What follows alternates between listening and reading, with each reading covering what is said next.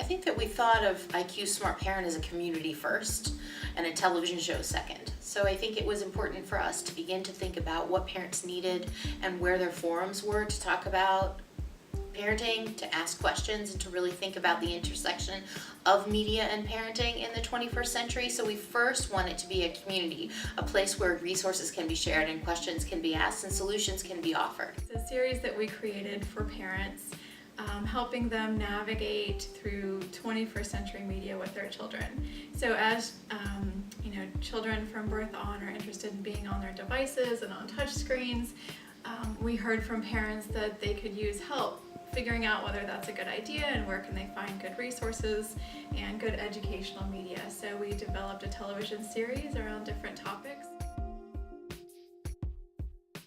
One of the things that I've done since coming to WQED is to think about how to really think about media for the 21st century and how it can be educational.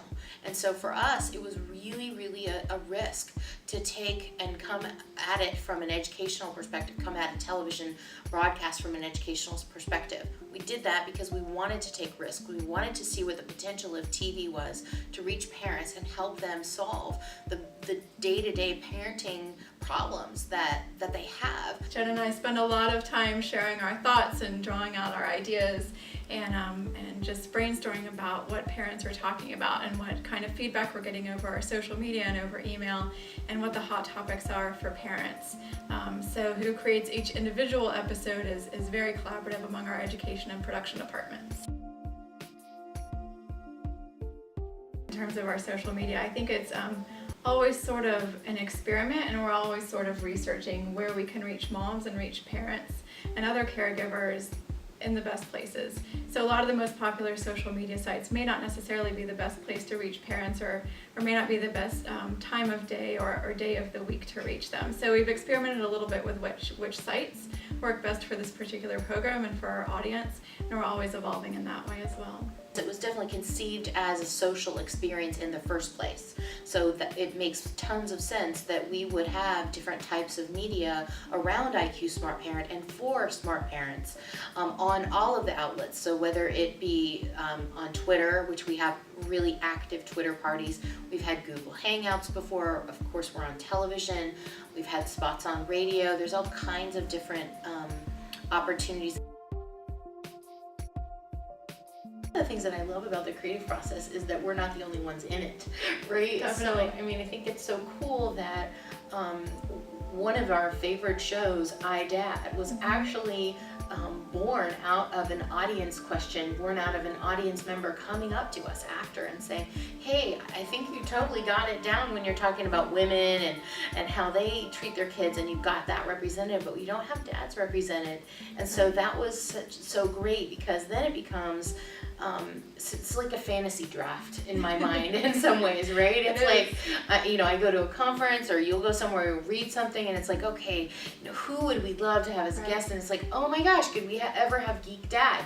Would that ever make sense? And then everything kind of was flowing together when that person said, and we had said, we wanted to really make a show about dads and dad bloggers and make sure that we were representing them equitably. So we're not the only ones in the creative process, which I think is really awesome. And I think that being open to that is a really fun part of our job.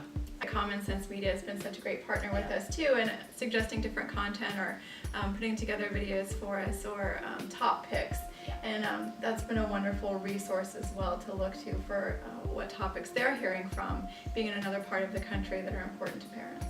One of the things that I think has been pretty consistent and important with those calendars has really been about what kinds of things are going on at a particular time. So doing the autism show to be shown during National Autism Month, doing Like, Follow, Share during Cyberbullying Month, doing an episode about women and girls and their representation in the media specifically for International Women's Month. It's been a really big part of the show, and I think it will help the show be more consistent. I mean, that's what we hope.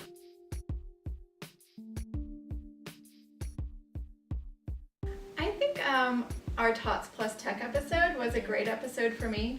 I believe it's the fourth one that we did in the series, so we kind of worked out a few kinks and quirks and really kind of came to our own in that episode.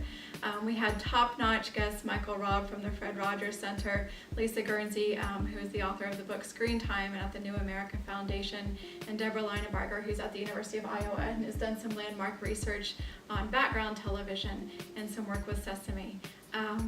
Phenomenal guests. We had, that's always a topic that parents are going to worry about. I would agree with Jen. I think that, part of me is just in love with the latest episode that we've done because it's so much fun. There are other parts of episodes that I like too. I like it when we have kids on the set. I liked it when we were having kids that were on the set and showing us their national video game challenge winner. Like, these kids won this national award and they're showing us how that works. Or they're talking about what subtweeting is and they're teaching the adults something in like, follow, share. I think those moments are just incredible parts of the show. While I agree with Jen, I love Tots Plus Tech, I think there are parts of the show that have made it so rich for us. We keep finding those moments. We have a list of shows. We're always forecasting out the shows. It's my job to do the fundraising around the shows. So we need to have all of those shows in line. And so we definitely have a sense of where we're going. We also have a sense of how we can continue to influence the national scene on public television. And as a sneak peek to upcoming episodes for us, I think we're really excited in the fall to tape episodes on digital badging and flipped learning, and we have coming to visit us the mediatrician from Harvard, Dr. Michael Rich, who is a pediatrician and also a media expert, and we're excited to have some parents on the set with him to ask him some questions about child health and media. And I think some other topics we kind of have in the back of our mind that we really hope to do in the near future is on gamification. We'd like to do an episode on gender and media with a focus on boys. We always have lots of things we're thinking about. I think our goal with this series is to make a difference. It's really important that parents feel confident in these choices. It's really important that parents aren't fearful of an iPad or a gaming console, but they actually know what that tool does for their kids and when to turn it off. So we know that media is not going to be less prolific, it's just going to be more prolific. What we love is that we're empowering kids and parents to shape the messages that are being put out on media, be more savvy about them, and actually to create a different narrative. I agree with that. I think the day that I'm at the soccer field and I, don't hear some of the same concerns or the same complaints about, oh, my child was doing this or was on this or was playing this game or was on this for so long.